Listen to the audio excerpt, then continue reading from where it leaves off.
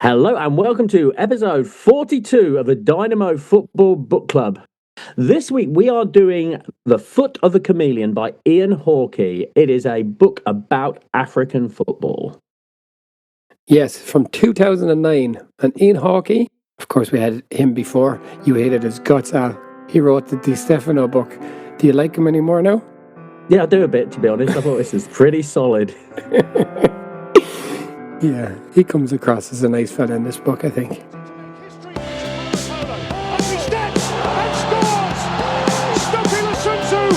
the decisive strike, which gives Serbia's Polo their first ever Nations Cup title. My name's Al Bond and I'm here with my co-host, a man with the sexiest accent in the world, Johnny Coughlin. Hi, Johnny.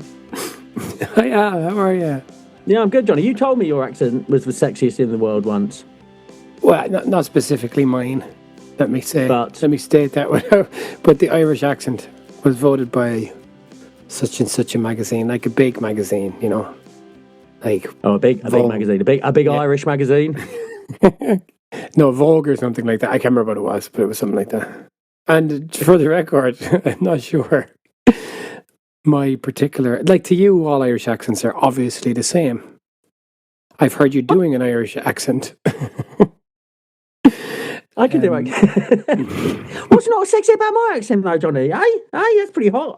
Yeah, so this is genuinely an excellent book, isn't it, Johnny? It's broken down into 13 chapters, and each chapter sort of deals with some segment of African football. And I think you really get a decent appreciation. I think it does a great job of tying in the whole continent. Yeah, it's the first time I thought that maybe doing these books might make me more clever and not more stupid. Yes. As you say, if you read Peter Crouch's book, you will come out of that a bit dumber than you went into it. But if you read this book, genuinely, you're going to learn a lot. Yeah, and it took me a while to kind of figure out the kind of way the book was structured. And for whatever reason, I always find that a bit disconcerting. It puts me on edge when I don't know the shape of a book, you know. But what he did is quite clever. What he does is he kind of uses, broadly speaking, a chronological order, but then following World Cups, right? So what he does is he'll say in 1994 he talks about Nigeria because Nigeria were the African team that did best in the World Cup in 1994. But he'll use that chapter to talk about that World Cup, the lead up to it, but also about football in Nigeria more broadly speaking. I thought it was quite clever how he shaped the book when I figured it out. Well, I figured it was like 13 athletic long reads put together, but coherently in as much it tells a story about African football. And every corner of Africa seemed to get covered in this book. So as I say, it's pretty comprehensive and it's very, very informative. And this is very much a you book, Johnny. It's geopolitics. There is no one fucks a go at any point. But there is a lot of history and politics in here. Who was it? Fuck the goat. It was Grinch, wasn't it? It was Grinch. God bless him. Okay, well let's just dive right into The Feet of the Chameleon by Ian Hawkey.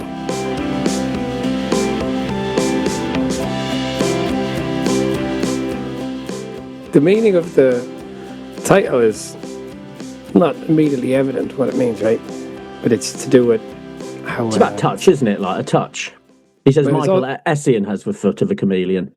Yeah, but the term was first coined by a football commentator who described a television replay, a slow motion replay, as looking at it through the feet of the chameleon. Because apparently people were confused by the slow motion replays when they were a new thing. And how describing it as being seen through the foot of the chameleon made it any less confusing, I have no idea. But the term stuck. And it is a nice turn of phrase, isn't it? Yeah, it's a lovely turn of phrase. Yeah, and also Michael Essien, as you say. And before we get started, Alan, let me just ask you a question. What was your favourite African footballing nation before this book, and has it changed since? Oh, what was my favourite? Well, no, there's a degree of bias there, Johnny, because I worked in West Africa for 2 years. So, no, my favourite African nation is Sierra Leone, and it remains Sierra Leone. But they're not any good, though, so the good ones, from the good ones. I've always got a soft spot for all of them, though, bruv. I mean, Senegal, I guess it'd be Cameroon. It was always Cameroon. Cameroon were my first. I mean, I remember I watched that Cameroon-Argentina game in 1990 when I was a kid, and that was thrilling. Just thrilling to see that. Even as a child, I understood the implications of it. It was such a big step for African football. I don't remember Cameroon from watching them at the time, and if I do, they're false memories kind of formulated later, but I do remember Nigeria in 1994. But I think it's Ghana for me because of that 2010 whole thing with Suarez and our friend Baby Jet. Oh yeah, that was 15 years ago last week. Yeah, that was a funny World Cup for me. I didn't watch that game. I knew it was on, but I was doing something else significant on that night. Anyway, was mysterious. Then do you want to tell me more? No. Do you remember what it was? Yeah, I do. Anyway, so the other thing I wanted to ask you was, about your time in West Africa. You worked in a school where kids were learning English, but they were in school generally, I guess, but they were trying to be professional footballers, right? Craig Bellamy's Football Foundation. Yeah, exactly that. So I worked, for 2 years at the Craig Bellamy Foundation in Sierra Leone. I didn't see the best of it, unfortunately. By the time I took over the management there, Ebola was fully set on in the country. So really, I didn't see much of a football. We trained the kids and stuff, but we weren't able to play any other teams until the end of my management there, which was also the end of the Craig Bellamy Foundation. They call me the closer, Johnny. I get managed. Sorry, boy, crikey. That must have been terrifying. I was thinking about this earlier because obviously this book brought back a lot of memories. And I think what it is, it's like war in as much it's just long periods of boredom, i.e., we were locked down, and then moments of pure terror. For example, when my then's girlfriend died of Ebola, and she'd been in the car with him 36 hours earlier, so we were wondering, do we have Ebola? Yeah, so it was. Sorry, who died? It was my then girlfriend. My then girlfriend worked for the UN, which is what took me to Sierra Leone, and she had a driver, and he was a great length. They told him, don't attend funerals, don't go there. But he went to the funeral of one of his friends who had Ebola. And one of the tragedies in Sierra Leone is that families prepare the body. It's part of it. So basically, everyone was washing these Ebola-ridden bodies. And basically, if you wash the body, then you would get Ebola 100%. And he got it and he died. And he died on the Monday. And he'd actually driven my then girlfriend on the Friday. So it was terrifying. So, it was mainly quite boring because I was under curfew and there's no real electricity there. So I read a lot of football books, Johnny. But yeah, there were moments of extreme excitement and sometimes real terror. Wow. Well, I guess we're all a little bit more familiar with the concept of a lockdown now, but the terror, maybe not quite so much.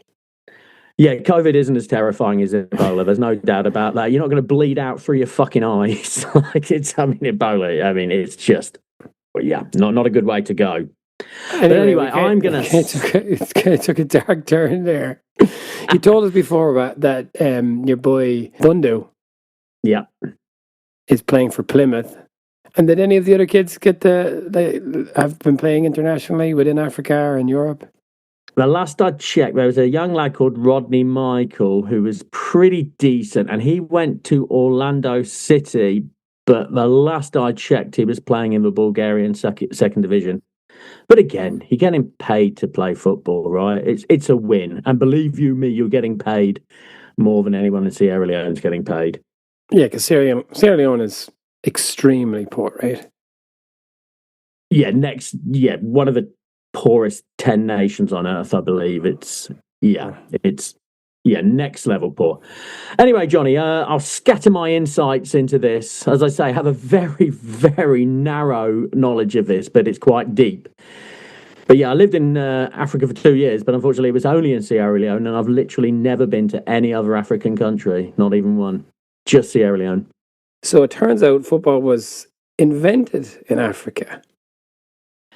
Oh, I've got some notes on this, Johnny. Yes, yes. I mean, even the author here, God bless him, says, Egypt claims to have invented football, but he says Egypt claims to have invented pretty much everything in the modern world. Okay.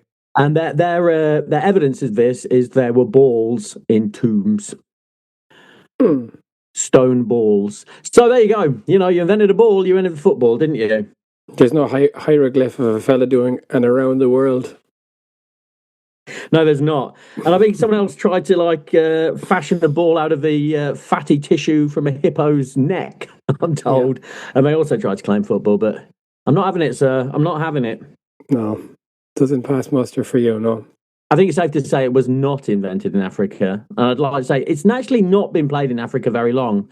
So yeah, it was brought to Africa by colonialists, right? And it was primarily teams used to get locals, like African people, fit for fighting. And for a long time it was segregated. Right up until the first African Nations League, which was in 50s, I believe, when South Africa were one of the 4 teams that were discussing its creation, and they wanted it to be segregated even then. Now, obviously, South Africa is a bit of a special case on this particular issue, but what I thought was, you said this was a me book, so I did find this whole angle of the kind of role that football played in all of these anti-colonial movements was really interesting, and also how it seems to have been such a kind of a unifying force in so many African countries. And it's by far and away, like with the exception maybe of South Africa, it's the most popular sport all across Africa, right? Yeah, I mean it's like the only sport, right? I mean, obviously there's other games, but yes, it is really the African sport. Lovely old football. So in the start of the book, he talks about the Pan-Africanism. And that is something, again, in my very limited experience, which is absolutely true. All the Sierra Leoneans supported all the African teams unequivocally. There was always, no matter what team it is, they are African and they supported those guys. And that's a unity we certainly don't get in Europe, right? It's not like England get knocked down. Like, go on, Germany. Go on, you super lads. That's smashing. Go on, France. Not at all. Before we get into it, did you know that Just Fontaine was Moroccan? That's a fun fact. No, I didn't. But that was a fun fact. And who is the first African-born player to win the World Cup? It's in the book, Al. Marcel Desailly, born in Ghana. Oh, really? That did pass me by. Adopted by a French father. So chapter 1 is called Big Game Hunting. And this is generally about European clubs looking for African players. And there's a lot in here about it. And just something I can sprinkle in. Now, one thing that they always struggle with African players is their date of birth. Certainly in Sierra Leone, a birth certificate is not worth the paper it's written on. Do you know how they selected the players for the Craig Bellamy Foundation, sir? Go on, tell me. How they selected them, because they couldn't go by birth certificates, so they had to choose a way. They weighed them, Johnny. They weighed them. Anyone over a certain weight was deemed too old. It was enormously flawed. That does seem flawed. It was wildly flawed. But that's the best method that they thought they could come up with. They weighed them. The problem at Sierra Leone and the Craig Bellamy Foundation was, and here's some geopolitics for you. When I was there, which was, as I say, 2014 to 16, we had kids between about 14 and 18. And so these kids had been born around the turn of the millennium. Now, during about 2000, 2001, there was a terrible, terrible civil war in Sierra Leone, like totally brutal. You can see it in like Blood Diamond and the like. And all of those children had been like denied proteins as they were children because there just simply wasn't enough food. And that had stunted all of their growths. There was one kid, and that was Moose Bundu, who was over 6 foot. And he's playing in Europe now. But the rest of the guys, they were like 5'4", 5'5", and it was basically just flawed right from the get-go because these lads just weren't big enough. It was ever so strange. And I wonder if the way he got them had something to do with it. But it was very peculiar. It was peculiar. They were all tiny, absolutely tiny. I was a giant there. Yeah, and you could see the teachers, the teachers who'd been born before that. They were just regular height, like 5'10", 5'11", and all the kids we had were about 5 foot, between like 5 foot and 5'6". Really tiny because they'd missed out on proteins when they were children. Just on that Civil War in the context of football, I think I've seen something in the past about their like Paralympic team, because that Civil War was famous for their cutting off people's limbs. I think they were playing, like, introduced football as whatever, some way for people to convalesce or to kind of to do things when they're recovering from these awful injuries. Cutting off people's arms, long arms and short arms. This was what they called it in this Civil War. Johnny, they used to have amputee five-a-side football on the beach, and it would be like guys with one legs, and they'd be having their crutches, and these lads were fucking sick at football. It was so awesome, Johnny. It was so awesome. It's not like, oh, I'm inspired, but it was just fucking brilliant. These lads were so good at football with one leg. It was wonderful to witness. Like, I'm getting quite emotional thinking about it. It's just like, the triumph of the human spirit. It was wonderful to see. There had been players taken from Africa even before the Second World War. There was a few fellas who played in France, right, in the 30s. Yeah. And there was fun facts in there, like the first president of Algeria, Ahmed Ben Bella, who had been the head of the Front de Libération Nationale, the rebel group that fought for Algerian independence with the French. He'd played for Marseille. That's amazing, isn't it? Yeah, it's wild. He scored, do you know what his record was, Al? Because I looked it up. Go ahead. 100% scoring record, 1 goal in 1 game. Wow. Yeah. He was offered a contract, all right, but he turned it down. But so we have this kind of beginning of football, and like I say, the introduction of football by colonialists, by English, but of course by French and others, Germans, whoever they were going. But then really the next kind of part of the book is this post-Second World War, the beginning of the independence movements all across Africa. So Ghana was the first country to win independence from Britain. And the president of Ghana, Kwame Nkrumah, he kind of spotted the political value of football, and he used it to promote his political agenda, I guess, but also just to kind of like create some kind of cohesion amongst people. And kind of his team was called Real Republicans, which would be a pretty shocking name for a team now. But he was overthrown in 1966, and his team was closed down. His team was shut down. A lot of the players at the time fled to the US to play in the NASL.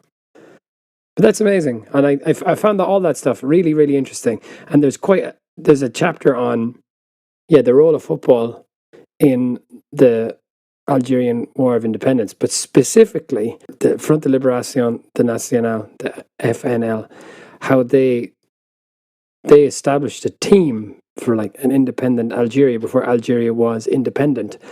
But most of these guys were already playing in France, so they had to kind of flee France under the cover of night, more or less. And it's funny now, because I guess back then, back in the 50s and the 60s, you need to coordinate a bunch of fellas leaving France to come to Italy or Switzerland or whatever it was, and then move onwards to Tunisia is where they went. That's a big operation. You can't just set up a WhatsApp group and say, here lads, let's meet tomorrow at 12 o'clock in the train station in Lausanne. It doesn't really work like that. So this was a big, big ordeal getting these boys out of France. They're playing everywhere. They're playing in Saint-Étienne, in Paris, wherever it might be, Marseille. And one of the lads, one of the main organisers of this team, this guy Mohamed Mouche, he got stopped and he got arrested because the news had broken. The French got wind of the fact that they were doing this, and he spent a year in admittedly quite nice sounding open prison in Switzerland skiing in the Alps. However, he was arrested, and I found that stuff brilliant. I just found that all really, really interesting. And this chapter read like a Ben McIntyre book. This really was cloak and dagger stuff. I thought this was the best chapter of the book, to be honest. I thought this was so interesting, and it was a story I knew absolutely nothing about. Yeah, this guy, Mohamed Mouche, drove all around France in his MG car. That's a big part of it. Like just persuading these other lads to give up their lives, but in some cases persuading them to give up their wives because they'd married French nationals to go and play for this Algerian team. And he put in all that work. And what nickname did they give the Algerian team, Johnny? The Desert Foxes? The Brown Diamonds. Fucking hell. Who are the Desert Foxes? To be a diamond, man. No, the chapter's called Desert Foxes, but they were known as the Brown Diamonds. But I think the team is now called the Desert Foxes because, of course, we talked about it when we did the Drogheda book. African football nicknames are the best. They're so brilliant. But Brown Diamonds that's the worst. Well, that was come up with by white folks. No one's coming up with brown diamonds for yourself, are you? I mean, there's so many black diamonds and black pearls in this book. Basically, if you were a decent player before 1960 and you hailed from Africa, that was your name. You're a black diamond or a black pearl, right? I think almost with no exception. Yeah. That stuff was really interesting. But I loved all of that stuff. I read a book before about Mobutu, you know, the maniac, the maniac dictator in Congo. Zaire, before it was the Democratic Republic of Congo, and like he's I guess the kind of archetypal African dictator. If you want to think about like a crazy African dictator, he's the flag bearer for that particular kind of awful stereotype. But he was a crazy son of a gun, and that stuff about Zaire going to play in the World Cup in 1974. You've seen that before, the guy kicking the ball in the wall, yeah.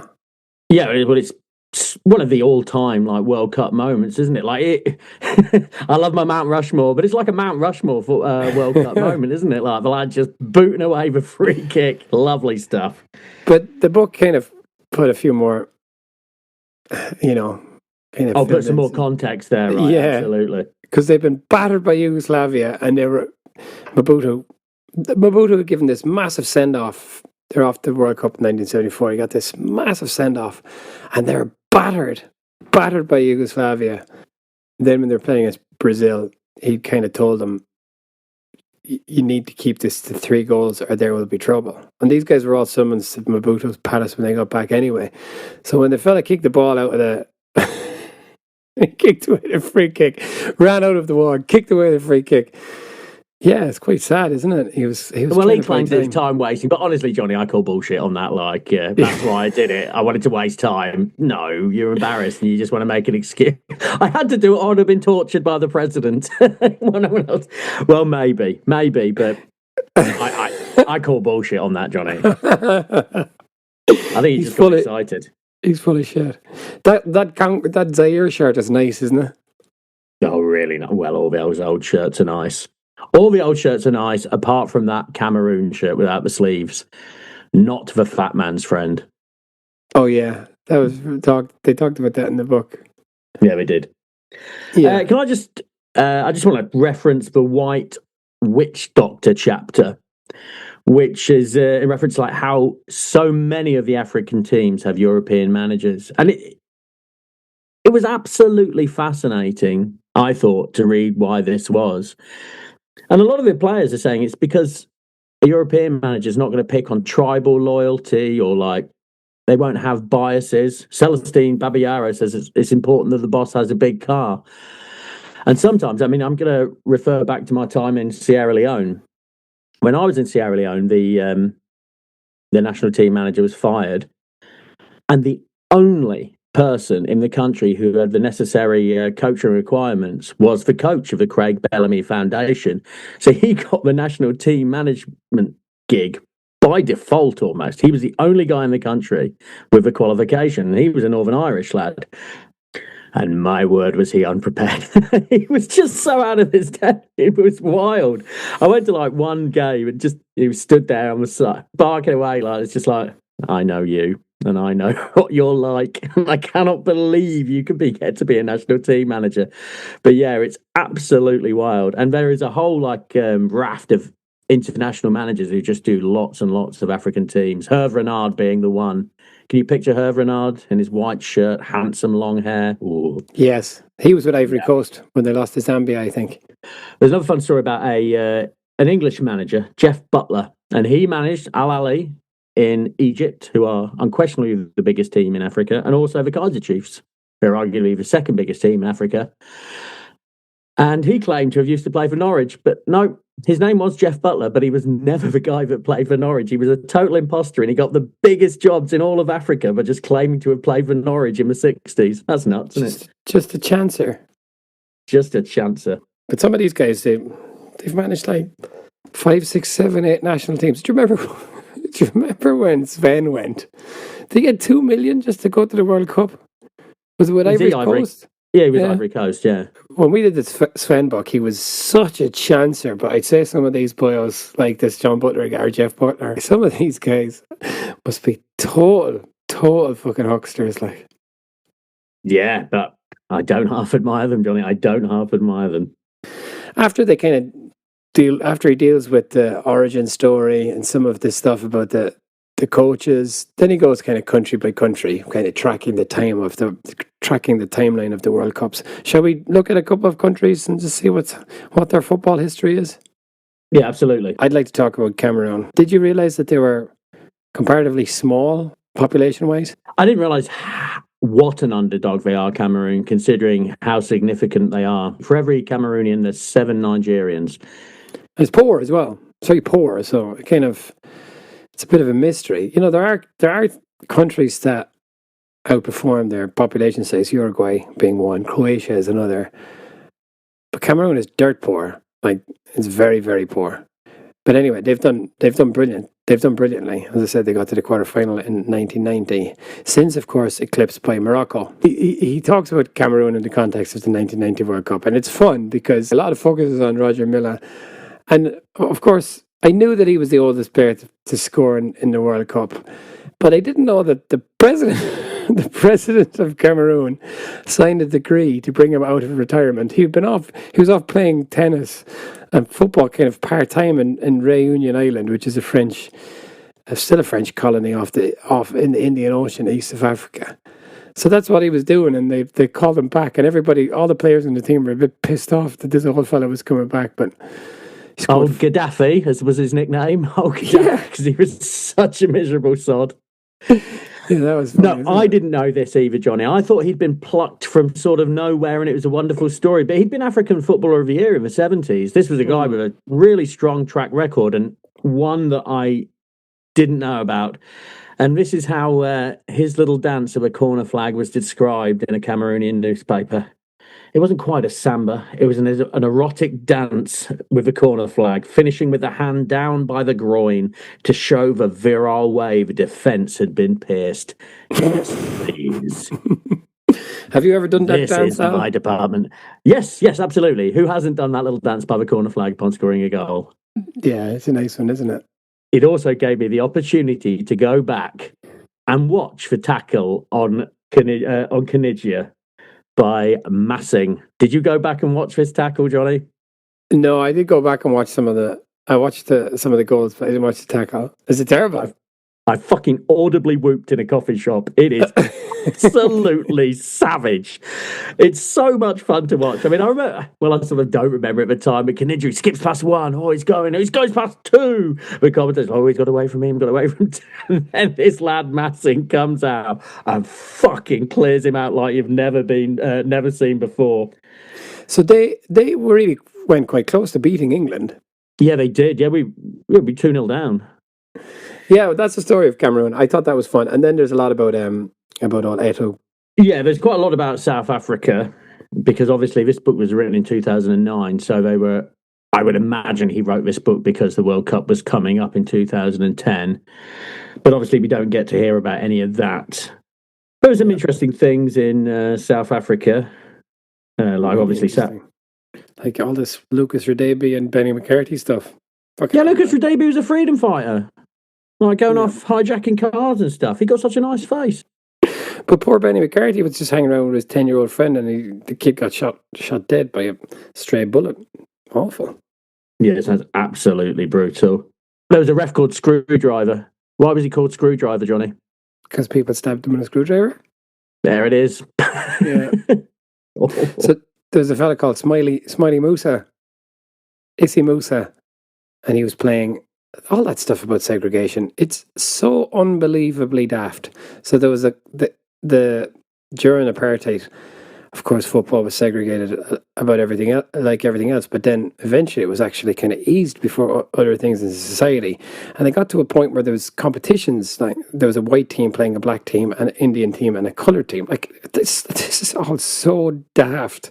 Oh, it's wild. But that thing persisted, right? When I worked on cruise ships, I worked with a bunch of South African people. I guess from across the colour spectrum. I don't know if the words I'm saying are right. There was once a huge argument during like a staff meeting, and there was a rugby game on, and like one of the guys asked one of the white South African guys asked the black South African guy if he was going to be watching the rugby, and he goes, "No, I'm not." And he's like, "You cannot be South African if you do not watch the rugby." And he's like, "Fuck you! I'm not watching fucking rugby. I'm not watching." And it caused a massive stir. It was great to see, but yeah, rugby is very much the white man's game, and football is the black man's game. Well, that was Gary Bailey's experience. Gary Bailey, the former Manchester United goalkeeper, said that he went back to South Africa after playing, I think, and he was, or maybe anyway, people would ask him what he does, and he would say, "Well, I'm a professional footballer," and they would just turn away.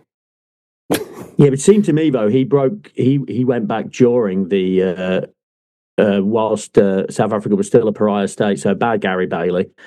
So it seemed he went back to Kaiser Chiefs in the 80s and broke the blockade, very much like the cricketing tours and Queen. Queen played in South Africa, didn't they, during the apartheid era? And there was certainly a bunch of rebel cricketers, which gives them more credit than it sounds like, doesn't it? Look at these rebel cricketers going off to line their pockets while supporting an apartheid regime. Those crazy rebels. Mandela's kind of looming in the background all the time. But Mandela was a football fan, it seems. He says that there was a big presidential event and he cruised off, left the Clintons and everyone else so he could go off and watch a football match. I like that. Oh, good for him.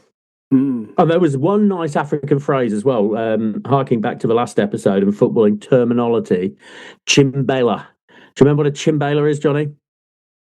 And this is something we don't have a word for in English, and it's great. It's when the first time you have a ball, you fucking whack it as hard as you can at the opponent to hurt them. So next time they're going to shy away if you like feint to hit it at them because they'll be scared of it, and that's called a chimbela. And that's a big one in kids football for sure, isn't it? Like you're always doing that, like, "Ooh, I'm going to kick it." No, I'm not. Wee, away I go. Yeah, okay, chimbela. All right. And what does it? Where did it come from? I don't know fucking South African language. It's called a chimbela. It didn't say that. Fucking where does it come from? Oh, yeah. Well, I did some research into the etymology of the... Well, that's what the whole book, that's what the whole previous book is about. It wasn't just tell us the word. It was also, this is where it came from. This fella invented it, Pascal Chimbela. Pascal Chimbela. All right, fine. There's a tragic story about the Zambian football team. This was the chapter Buffalo and the Phoenix. It's an incredible story. We've come across a few plane crashes now that I didn't know about, like that one in Italy in the 30s. And this one, did you know about this? The Zambian football team dying in Lilongwe in Gabon in 1993? No, I'm afraid I didn't. And a particularly promising Zambian team as well. Yeah, their golden generation. They're being flown around on these crappy military planes. This is not uncommon, apparently, in Africa for football teams. And yeah, it crashed and 30 people died. And then they were kind of gunning to get into the World Cup at the time because they had this great generation. And then they put together another set of players who were kind of totally unheard of to try and, I guess, honor the memory of these fellas who died, and they outperformed them. Like they outperformed all expectations, and they got within one game of qualifying for the World Cup. And then they also got to the final of the African Nations, and they lost. And at the time this book was written, Zambia had never won the African Nations, but they won it 8-7 on penalties against Ivory Coast in 2012. And Al, do you know where that match took place? Where was it, Johnny? It was in Lilongwe in Gabon, where the plane crashed. Amazing, of right? Course. Yeah. Quite close. The stadium was quite close to where it happened. Incredible stuff. And I watched that penalty shootout. There's a lot of recognisable players from Ivory Coast. Drogba.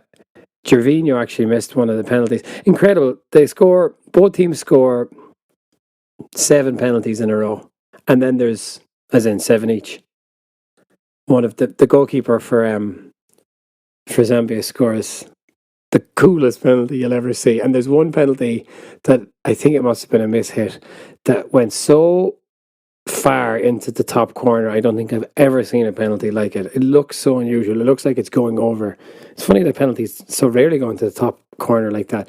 But anyway, then they both score 7 each, and then Ivory Coast miss, and then Zambia miss. It's a young lad and he misses, and then Gervinho misses. So there's 3 missed ones in a row, and then Zambia score it, and it's really nice. In the footage, they're all kind of singing. The players are all kneeling on the halfway line, and they've got their arms around each other, and they're kind of chanting as the fellas going up to take the penalty. It's emotional stuff, as you can imagine. But what an incredible story! Just that, because that ending wasn't there when we read this book. But I actually, believe it or not, Al, I remember that Zambia had won the African Nations, and I must admit the African Nations is something that generally passes me by, but I remember that one for some reason. And it's a lovely story. Well, obviously it's a dreadful story, but the ending is nice. Well, it was just so fascinating, the logistics. As you were saying, they had to borrow a plane from the military because they normally relied on rich benefactors to pay them to travel to fly to these away games. And when those rich benefactors didn't come forward, they just had to borrow this like wheezing old plane, which they called the Buffalo, which, you could hear the wind rattling in it. Apparently it would fly really slow, really low, just hideously dangerous. And there was arguments in, I think it was in Malawi, they stopped once, and they didn't have the money to pay for petrol. And they're just sitting on the runway. The players weren't allowed to get off the plane to use the toilet or anything until they came up with the money. And oftentimes they would be paying for petrol, like whatever. What do you call the petrol that goes into an airplane? Air fuel. Air fuel. Paying for the air fuel with like cash. Here you go, sir. It's whatever, 500 quid. Yeah, that's what they could. Yeah, because they wouldn't accept the Zambian currency because it was too volatile. I heard these stories of Sierra Leone though, like they go to an away game and they would all just bed down in the airport for like 16 hours waiting. There's just no money for it. It's incredible that they play these away games at all with some of these small countries. Well, there you go. Like in the case of Zambia, a few of the fellas. So when they crashed, the crash was in Gabon, but they were skipping and jumping across Africa to get to Senegal, if I'm not mistaken, to play them in this World Cup qualifier. But a few of the lads playing in Europe were just going to meet them there. So those guys survived. Those fellas playing in the Netherlands and Belgium and stuff like that. And it was the fellas who were, based in Africa mostly, who died in the crash. And there was obviously some controversy in Zambia about this, and a lot of people blamed the Gabonese. And so now apparently in Zambia, still to this day, a dilapidated vehicle is called a Gabon. Yeah. And I'm going to tell you something interesting, Al. In this book, apparently there was a song about President Bongo from Gabon, and they were saying, is in French, but the song is essentially, Bongo killed the players, watch out, and Bongo will come and kill you. Our mutual friend, Al, went to live in Gabon and taught the children of President Bongo. No kidding. And actually, sorry, Al, I've got a question for you. I mentioned him already. Do you know who the oldest world leader is? He's mentioned in this book. I do not, Johnny. Okay, I'm going to give you a clue. He signed a decree to bring a player out of retirement who became the oldest player to score in the World Cup. It's the Cameroon president, Johnny, but I don't know what his name is. His name is Paul Biya, and he's 92 years old. And that guy, he signed that decree in 1990. He is still in power. Okay, and so the last 2 chapters deal with the chapter 12, Lion Bites for Cockerel. That's the story of Senegal's victory over France. It's fairly famous, but interestingly, when Senegal played France in the 2002 World Cup, every single Senegal player played in France, and only one of the French players played in France. It's crazy, isn't it? Yeah, that really stood out, didn't it? All the starting 11, and they were called France's second team. But then, because they did so well, a bunch of them went to England immediately afterwards. Yes. Most notably El Hadj Diouf. And the last chapter was Sphinxes and Vipers, which is the story of Egyptian football. And it can't be stressed, Egypt are absolutely the top dogs in African football. They are Brazil. They're the top dogs in terms of the African Nations Cup, right? They've won it 7 times, maybe. But I think they might have one of those kind of Real Madrid situations where they had a lot of wins early on. And what's surprising about the African nations was it's quite varied, right? The teams that get to the final of the African Nations Cup. It's not, like you say, Egypt is dominant. And obviously Egypt and Cameroon, there are teams that have won it more times than others. But everybody seems to have their day. One day it'll be Sierra Leone, Johnny. There was an event when I was the manager of the Craig Bellamy Foundation after Ebola had finished, and Andy D'Urso, do you remember the referee Andy D'Urso, was sent to Sierra Leone to coach Sierra Leonean referees, and there was a big press conference to welcome Andy D'Urso because it was very exciting. Andy D'Urso was in town. Hey folks, Andy D'Urso's in town. Anyway, we had to do this press conference. I got to talk on Sierra Leonean TV. Now, just to put that into context, there's no electricity, so not many people are watching television at any given time. But I made this promise. I was like, look at the progress of the Sierra Leonean team, and soon they'll be there in the African Cup of Nations, and then on to the World Cup. And I got this rounding cheers and applause. A people pleaser. Here we are. But it's not happened yet.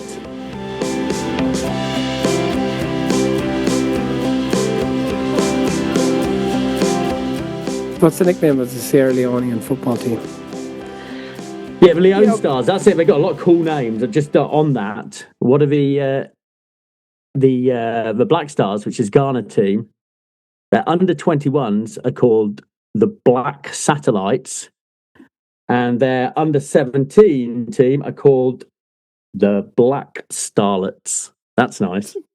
And the Nigerian, the Golden Eagles, who used to be the Green Eagles, their under 17s are called the Golden Eaglets.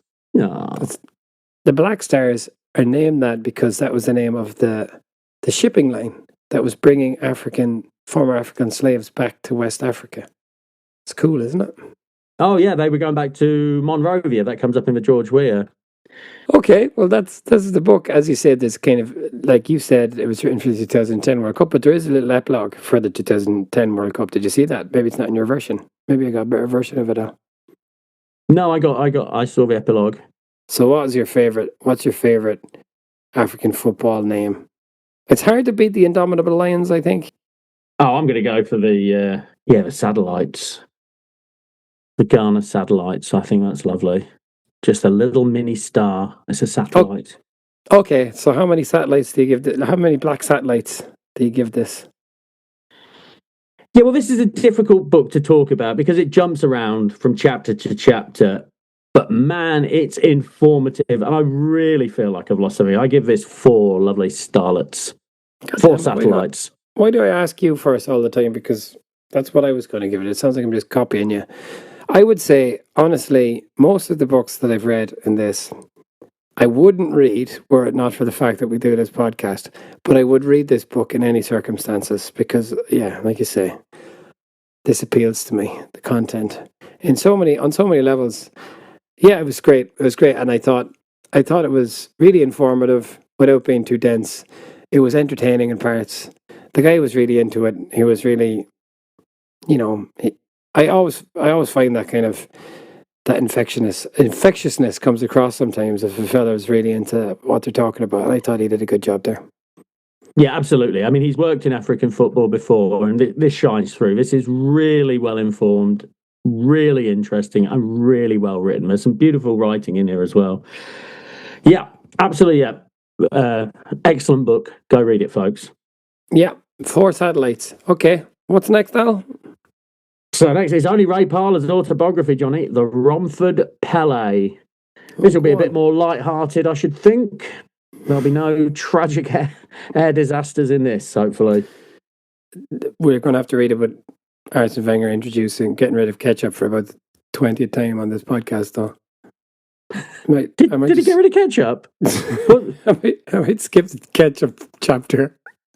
Did Wenger bring about change then, did he? And he was, I don't know. I guess we'll find out. Well, you do say you don't remember anything from these books, so maybe it's a good thing. You've got book amnesia.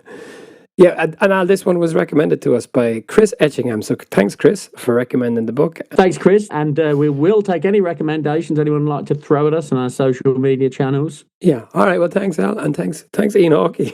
Now that I've started thanking the authors. Thanks, Ian Hawkey, for that book. Cheers, Hawks. And we're back next week with an African Premier League football draft, right? Yeah, so get to thinking of your team name, Al, because that's going to be important. I am pumped for this, though. I am genuinely pumped for this. Like, I'm really excited to do this African football draft. I think this is what I'm most excited about. Okay, I really need to win the toss. Yeah, you've really got to win the toss with this one, haven't you? No, actually, I don't think so, because I think there are some good options. Well, I just want to poach a particular player. Oh. Well, folks, already the intrigue begins. Tune in next week. Yeah, exactly, mind games. And I'm weak at mind games. Although, in all fairness, Johnny, you're not that stronger than me either. Anyway, okay, thanks, Al. Thank you very much, Johnny, and we'll see you next week, folks. Cheers.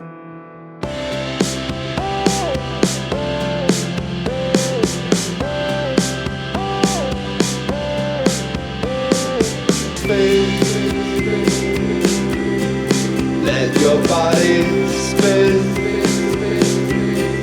like there is nothing in life but dancing. I can't keep my hands off you, as if this looked like the